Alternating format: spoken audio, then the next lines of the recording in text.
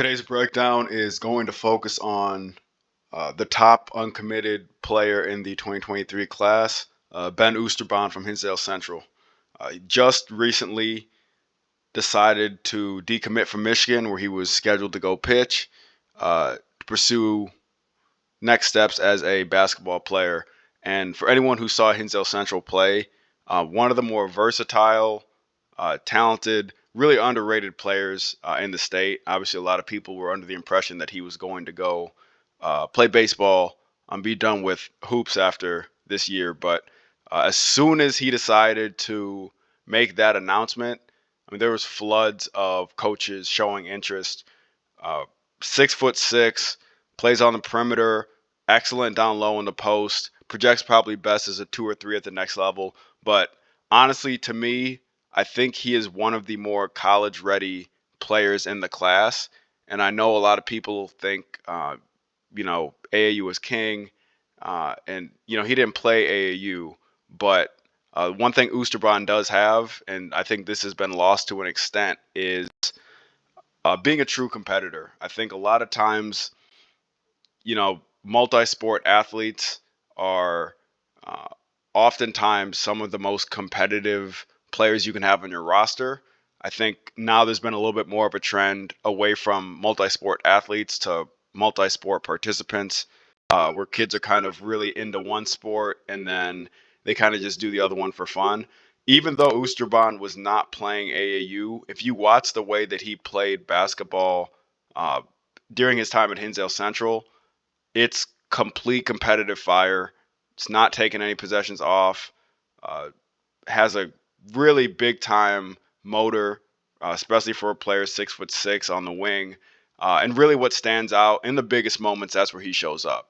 And a lot of times, when you talk about projectability, that's one thing to look at. So today, we're going to take a look at some of the different things that Oosterbaan brings. I'm going to look over a couple clips. This was a game from their Hinsdale Central tournament. They played Homeward Flossmoor, who was a solid team last year. A couple really high quality guards on this team.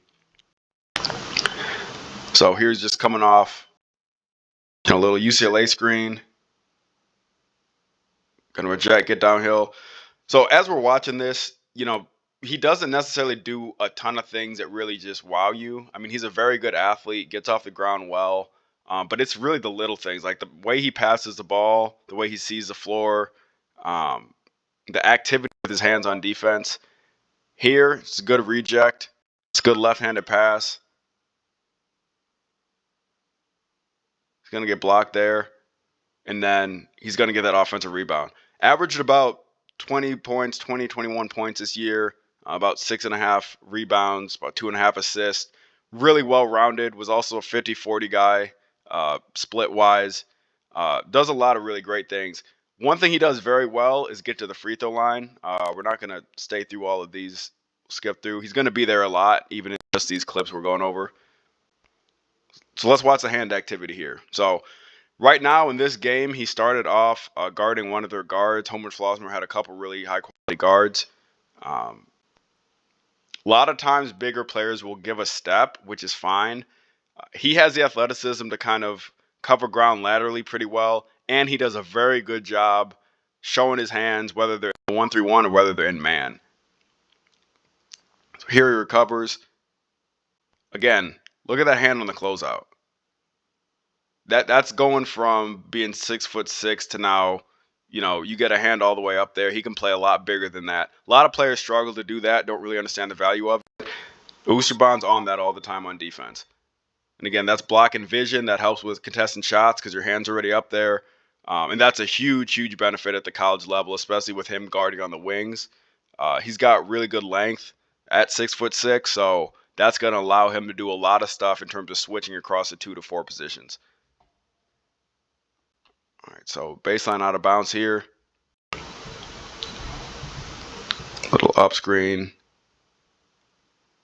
Gonna get Brownfield the ball right here. Really strong downhill driver. He actually just got a couple D2 offers this weekend. Kind of this game went between mainly guarding Chase, one of Hinsdale Central's bigs, and Oosterbaan at different times. So here, this is one of the parts of his game that I really love. I think he is a terrific low post player. And it's kind of old school to an extent with his ability to maneuver out of his pivots. His footwork is on point. And there's just a level of patience and explosiveness that he has down in the post. Look at that. He's back at the line. It's been 2 possessions. He's getting 4 free throws here. So one of the things that makes his post-up game so good is the fact that he actually works to get position. I think a lot of times we like to look at whether a kid has a post game after he catches it. I think a big part of post game is actually getting in a position to not just catch the basketball, but catch it where you want to and where you can really operate. So, as good of a shooter as he is, he could be a guy who always defaults to catching it at 15 feet and facing up every time. He is very good and comfortable playing with his back to the basket.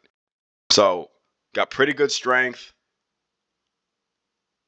can get up over the top of guys athletically, and he just goes into people. I mean, he's physical. He's not necessarily like a bruising athlete, but he has a great frame. I think he's going to respond really well to college strength programs.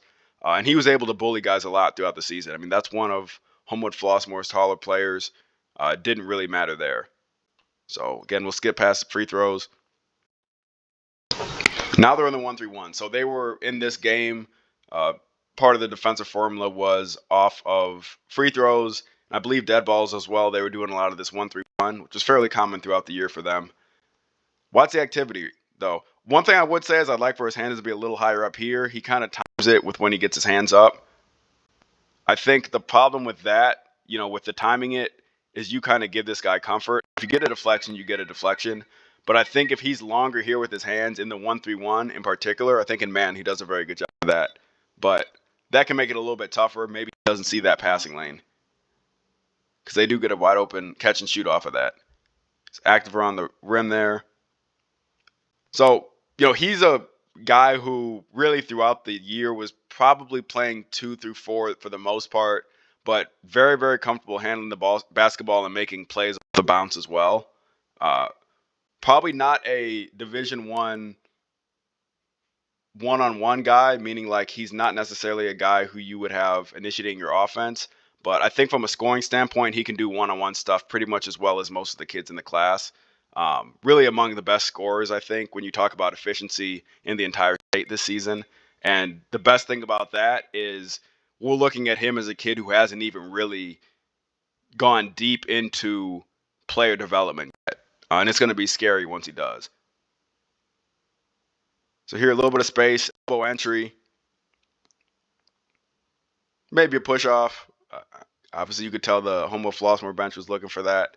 And then it's going to be out of bounds here. So at this point, the game's 11-17. Hinsdale Central's got a lead. Again, Homewood Flossmoor was younger this year, but I mean, they competed. I think JD did a great job of getting them kind of back on track. And obviously, they've got a ton of big-time transfers coming in this year. But Hinsdale Central's defense was really something to note there. It's pretty good help. So that's going down. Foul on the rebound. Good job getting over there on this help side. So a lot of times you talk about small details. The difference between this being a downhill drive, I think this is solid primary defense, not letting him get straight to the rim. If you notice here, he helps and he starts to shift outside the paint. I think sometimes guys just stay underneath the rim. Brownfield is physical. He is athletic. He's going to be able to get to the rim on that. I think this is actually good primary defense. To get a contest on that, and then they're going to get a foul on a push off there on the rebound. So a lot of full court press for this team. I think Evan Phillips really does a good job handling the basketball. I think he had a good season for them, playing that point guard spot. Few curls. Really a ton of movement in this Hinsdale Central offense, which I think is going to help Ben a lot when he gets to college. Okay. Small things, very small things, but things that contribute to you being a winning basketball player. And what goes into projection at the college level is guys who do this stuff on a consistent basis. So I want you to watch the first 3 steps that Oosterbaan takes here. And I think personally in transition, going both ways, you get those first 3 steps on point. That's kind of how I know if you can run in transition. It's easy after those first 3, but some guys lag those first 3. So turnover. Watch how these first 3 steps are with him getting off the blocks. Right? They don't get a transition layup here. There was guys who were ahead of him by the time this turnover occurred.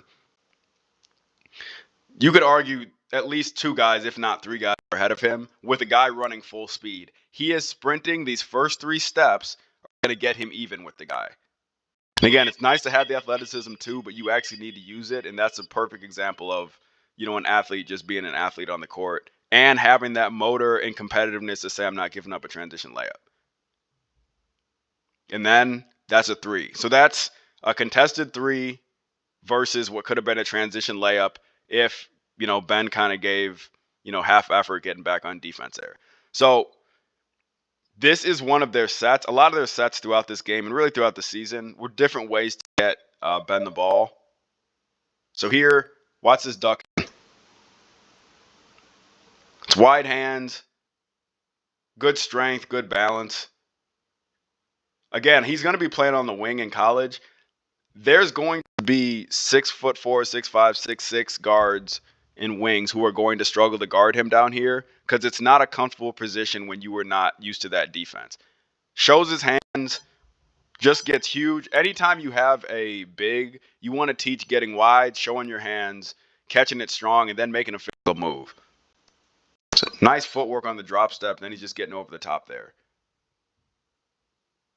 And they knew he was going to have a little bit of a strength advantage, I'm sure, this game. So it was a good amount of post stuff. But that's going to be a weapon that's going to translate to the college level.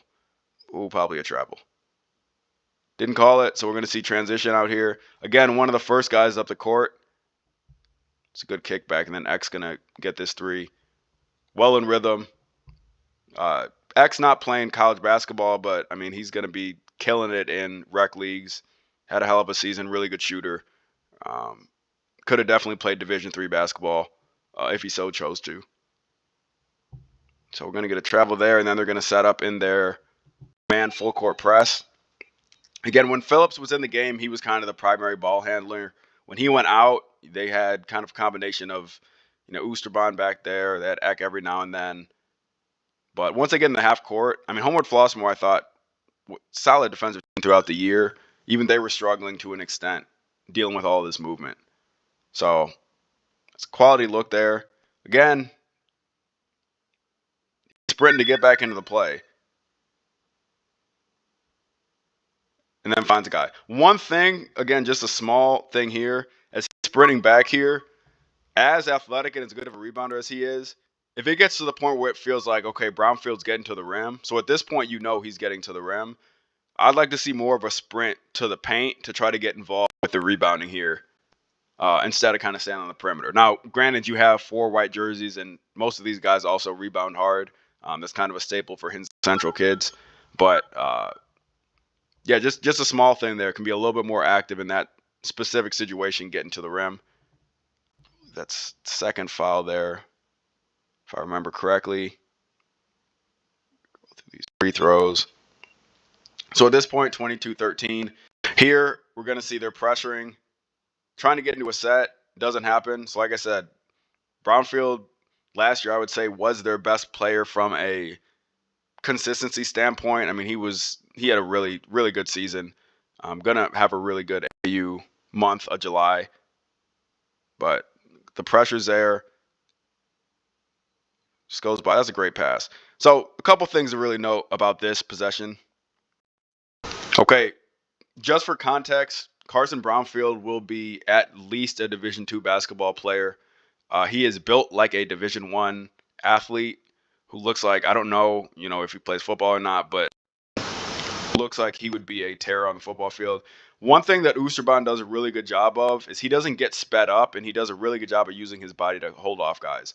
So here, as he feels the pressure, just start and stop, start and stop, start and stop. You get an angle, hold that angle. Now, again, the vision, and we're going to see a little bit more of this later on. His vision when he gets to the paint, that's a nice dump off. That could have been a catch layup. He's still going to end up getting it. And I know it's a basic pass, but you would be surprised at the number of kids who in this spot taking the jump shot, taking the floater, trying to split this and get back to a layup. Nope. Good pace, good timing on when he makes that pass, and he's going to get that shot off. All right, so we're going to skip ahead a little bit more here.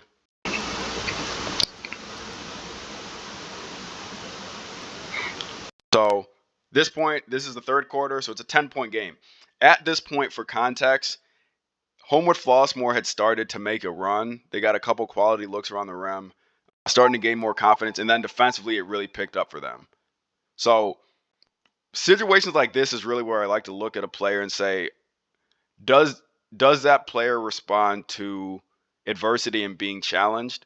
Yes, they're still up by 10, but during a run is a great time to see if a kid is the one who will calm the storm or the one who will get sped up, be more frantic, try to make individual decisions instead of get good looks for the team. So we'll see in this scenario what Ben does. Catches in the middle. Again, the two things that I love: good passing and great defense. This is a subtle pass. He doesn't even turn around to make this pass. I mean, that's a pinpoint pass from a tough angle. I would like to see him face up a little bit more in the catch there, but I mean, that is a terrific pass, getting that out to a shooter. He gets a good drive off that. They're going to get a second chance, but that's a quality look because of a good pass against pressure. Love that cut. Gotta love that cut. So my projection kind of for him is I see Ben being a guy who can give you instant offense, and he can do it in a number of ways. I think a lot of kids are really good shooters. There's kids who are good at getting downhill. He's the type of kid where you can almost put him as a off-ball guy who is playing off of attacking closeouts, catch and shoot. You can invert him down to the low post. You can let him operate out of the mid post. And I think especially when we start talking about time developing, I think he's going to become an excellent pick and roll player as well. But look at this cut. So he's got Jaden Tyler. Definitely got a size advantage there. Then he just gets into him. Right? Not standing, being active off the ball. And this is a forceful cut. So I think of decisions on the basketball court as either forceful or fearful. And I think this is a forceful cut, meaning he's cutting to score. Whether or not he gets to the basketball, there's force to that cut. And there's force to this post up too. Right into his body and then just going over the top. Again, simple, efficient, something that will translate. And then they go down quick. Going to get it back. So now it's 40-28. So they got a set. So I already know what this call is for. This is for a post ISO here. So they're going to get a little clear out, back to the basket. If I was Homewood Flossmoor, I'd probably send this middle help and force a kick out to the wing. Doesn't matter here because he's skilled enough to go opposite shoulder, go baseline, hit that turnaround jump shot. Again, this is a shot where I could put, and he's got right now 6'6", 6'7" on him anyway. But in college, this is a college shot. I talk about that a lot with these. Is it a shot that you actually be able to get, take, and make in college? He can do all three of those things. Now it's back to back. That's another quick shot. Kind of, you showing at this point. Jaden Tyler's only a sophomore during this game. So now it's 42-28 in traffic. Okay, so now it's 2 possessions in a row. And then there's the ability to get downhill. Right? Head down. I'm going to go make a play. And again, is this a forceful decision or is it a fearful one? I believe this is about as forceful as you can get on a drive. Look at that. Good first step. Good trip step. And then when he drives, he is not afraid of getting hit. It doesn't matter if he falls down. Oosterbaan does a very good job of playing to and through contact around the rim. And again, I think he already has the build, but I think physically, once he takes even a year of college strength programs, he's going to be an absolute monster getting to the basket. And that's just a perfect example. So that is 3 possessions in a row. Post score off of a cut, post turnaround, getting downhill. That's a 6-point swing right there off of what was a run for Homewood Flossmoor. That's how you turn around a run. That's maturity right there.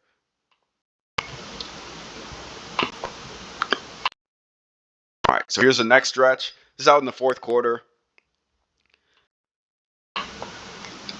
Just going to look at some of the movement. So they're going to save it there. Kind of broken play. So this is right at the beginning of the fourth quarter. So it's only a 13-point lead right now for Hinsdale Central. It's 48-35. Watch the movement. All right, so we went baseline side. Good drift. That's money from three. Again, he was 40% last year, and that was on a pretty good volume.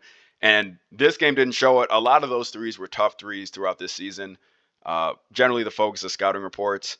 But he got a nice high release. The thing that I like about his shot, and it shows on free throws as well, the finish on his shot, the follow-through, is really what I think is going to help him not just shoot with distance, but shoot at a high clip, especially off of dribble pull-ups, from the free throw line once he gets to college. 3-point wise, I think he's already at a good point, but the finish to his shot is very, very efficient. So mechanically, maybe a little bit more of an extra dip than you would want, but I mean, there's not really a lot wrong with this. One motion, gets up into it, and then, like I said, the finish to a shot is about as textbook as you could look for. It's all net.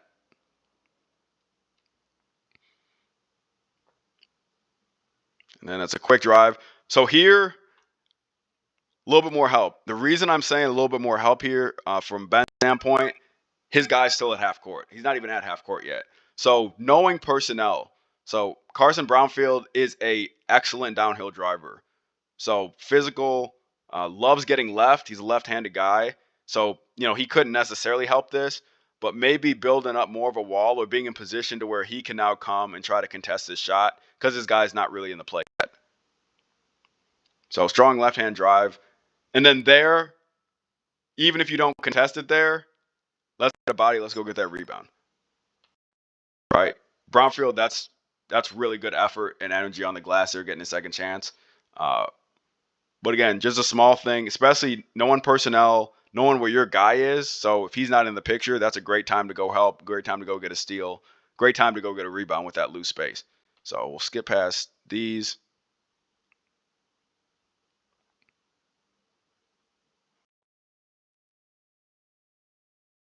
So here's a press.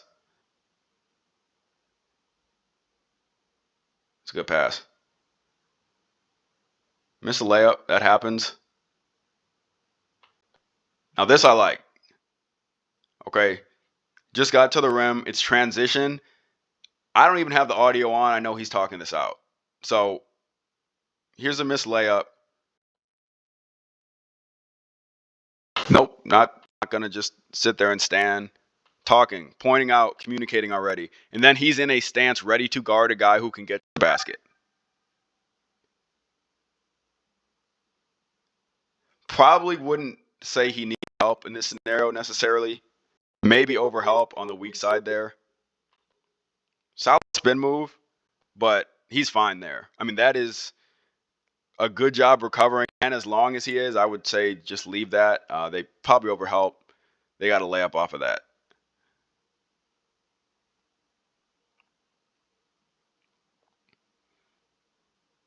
So the double team comes again. I like the patience and I like the efficiency. Probably going to use the word efficiency 10 times plus in this, but that when I say college ready, it's not just about a guy's physical ability. I think physically Ben is ready to play college basketball. I think mentally and skill wise, he also is, but then there's that extra piece of can they control their tempo? Can they do different things to contribute to winning? Here, general rule, if your guy goes to trap, that's a great time to cut. A lot of guys stand. He's a great shooter, so he could have just stood there. Cuts, shows his hand, middle of the lane, patient. Doesn't go up right away, gives himself a little bit of time to assess what the defender's going to do. Good shot fake. And then that little lean in at the end, that's what a guy who gets a lot of free throw attempts does, right? Figure out different ways to give yourself an advantage. And then if you miss a shot, now you have an opportunity to at least get to the free throw line. All right, so this is just this is a short clip, and then we'll go to a little bit more stuff in the fourth quarter. But this is what I love. So at this point, Oosterbaan's out of the game, and it's first quarter, so this was his first break of the game. Uh, he's on the bench, though. I just want you to watch on the bench. Now, yes, this could be something that is encouraged by coaches, but to me, when I'm watching kids on the bench, you can tell whether or not it is a forced reaction of happiness or whether it is a genuine one. To me, this is what a genuine teammate looks like to me. So he is first guy on the bench here. So you got the coaches, you got the one kid who's hurt. Oosterbaan's the first one on the bench. So they kick it out, takes a charge. It's the first kid up. The NBA, he might have even gotten himself a technical foul, but I love to see it anyway, right? As hyped as energetic about your teammates doing something versus you doing it yourself, right? He's up, he's bringing energy, and when you got other guys on the team who see that, obviously he's the leader of the team. When you have other guys on the team who see that, they're willing to run through a brick wall for you. And I think when it's that genuine, nothing about this looked forced to me in terms of his reaction. Also a great charge attempt. He's the one most on the court. His teammates got to pull him back, which is fine. That's stuff that I love to see. And even if this ref is telling him to go back, even in this ref's head, he knows that's what team is supposed to look like. So to me, small clip. It's just one clip. If you go throughout the game, I guarantee, he obviously wasn't out much, but if you go throughout the game, I guarantee you're going to see similar clips of him being energetic about his team and him either communicating, giving high fives, standing up, doing what you really want to see out of your leader on the court. All right, so we got a few more stretches. This one is a little bit shorter, so probably got about 4 or so more minutes of gameplay. Good pass up. Again, court vision. Gets it at a full head of steam. Right now, 4 red shirts. It's just Ben. So it's 4v1 here. Still, like I said, that drive is still in transition to me. That's still a forceful move. I know it is because there's 3 and 4 other guys going up here. It's a good no-look pass. So right now, mismatch. I love this cut by Evan Phillips. This is a terrific cut. This team really did a good job all season of basket cutting, but this is a good cut to open space. Here, he could almost demand, hey, I want a post touch here. It's not going to matter. Sees open space, cut.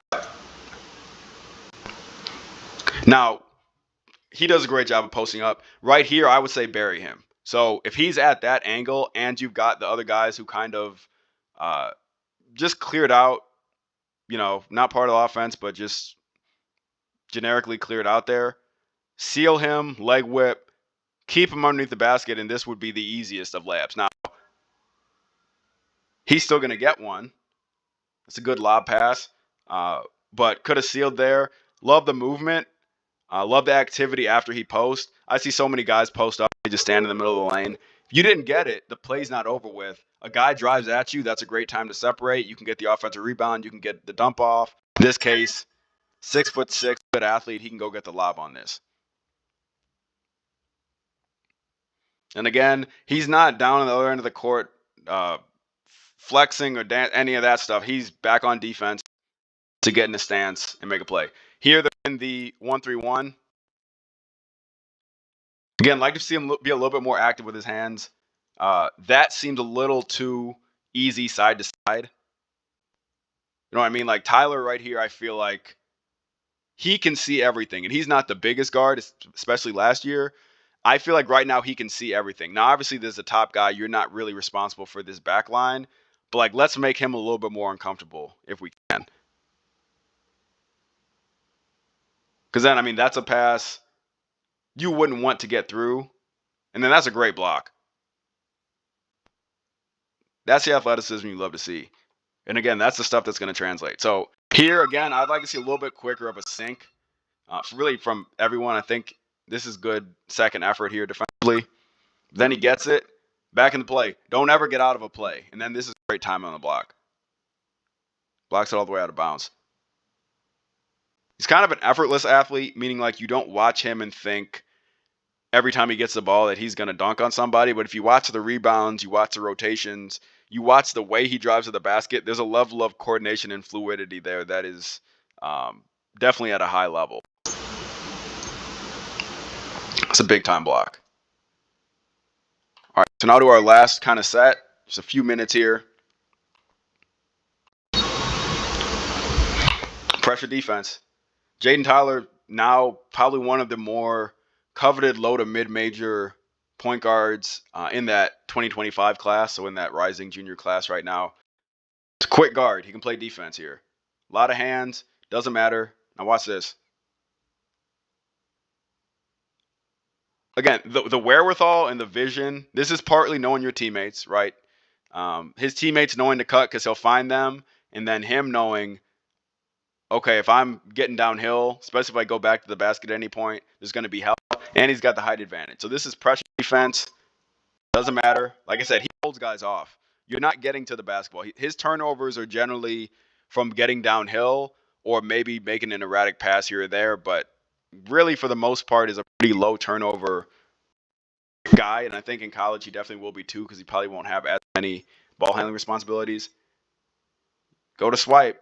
Really good job cutting, showing your hands. It's right on target. It's good basketball. That's how you beat pressure, and that's something you really like to see. And again, he may not have to handle pressure like that in college if he's not playing kind of that primary point spot, but still going to be a guard. So here again, yes, he hadn't made one of these yet, but I like to see the 6'6", but I like to see the 6'8" a little bit better wingspan wise, right? Like show your hands all the way out, put it out so he can't make this pass to Brownfield, and then get a hand up so he at least is fearful that you're going to come get a shot there. Like just as I was talking about on the other end having forceful penetration, forceful post-ups, here I want to have forceful closeouts. And I think on the ball, like we showed earlier, I think he does a great job getting a hand up, showing his hands there. In this 1-3-1, I'd like to see that same kind of intensity with his hands here to make sure that he can't really see the basket. And again, he hadn't hit these yet, so maybe that's the scouting report let him shoot it. It looked like he looked over after him thinking, can't believe that went in. But don't even give the guy the hope there. Right? And obviously in college, he'll have better shooters, and he'll probably be more man-to-man, but that'll be dependent on where he ends up. Another good pass out of the double team. It's a good closeout defensively. Mismatch, though, right? So let's see if he identifies it. Yep. High IQ. Efficient, smart, strong, get to your spots, keep it simple. He recognized that within split second. Right? Shorter guy on him. Down to the post I go. It's a great deep seal. Then he gets fouled. That's what I talk. Just bury guys. I love to see when players are not afraid to just say, I think I'm stronger, so I'm just going to impose my will there. Even as he's posting up here, right? He's still backing him down with his lower half. He's getting him deeper, deeper. By the time he catches it, he's already on the block. So even though Brownfield's come over to help, it's too late. Just solid fundamental basketball. All right, so we'll skip past these.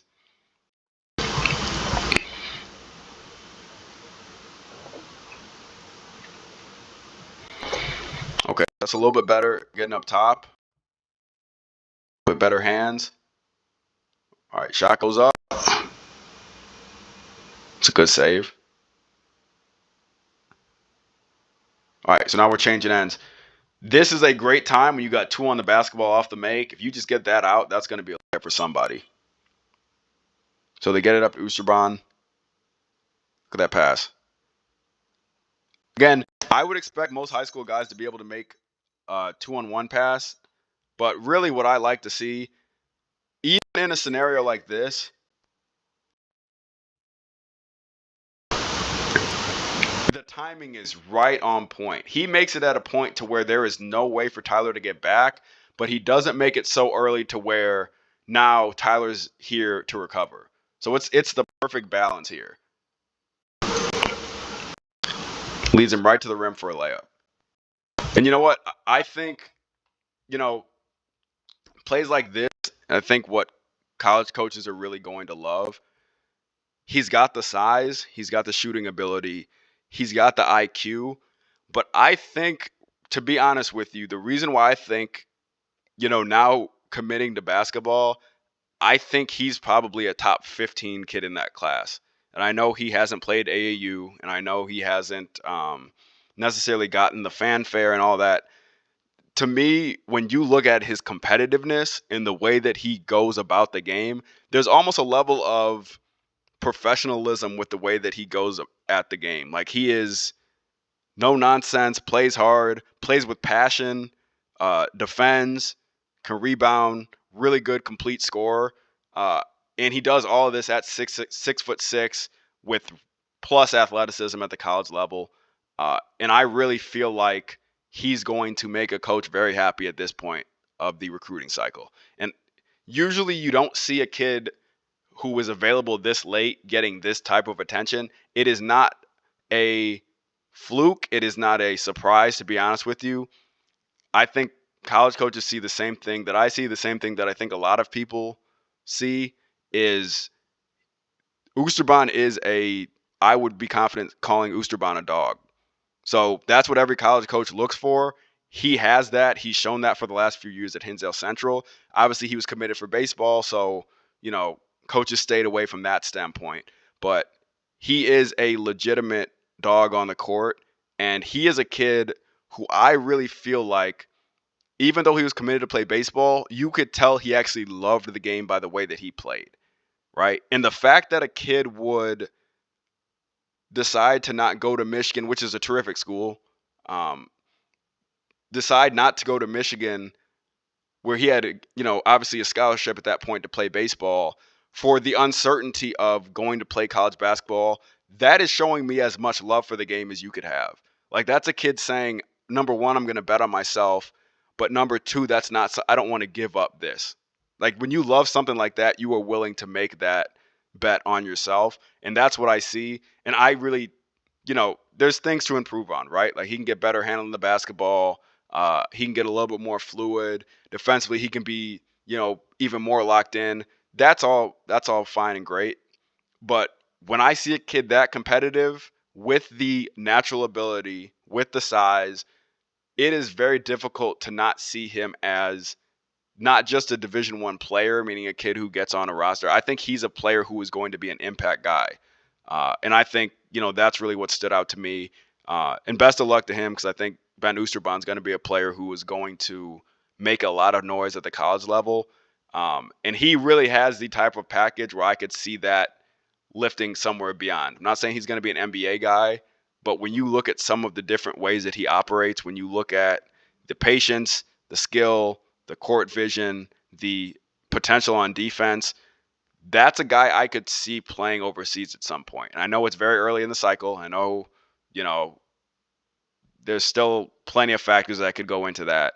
But at this point, I really think he's got a chance to be a difference maker at the Division I level.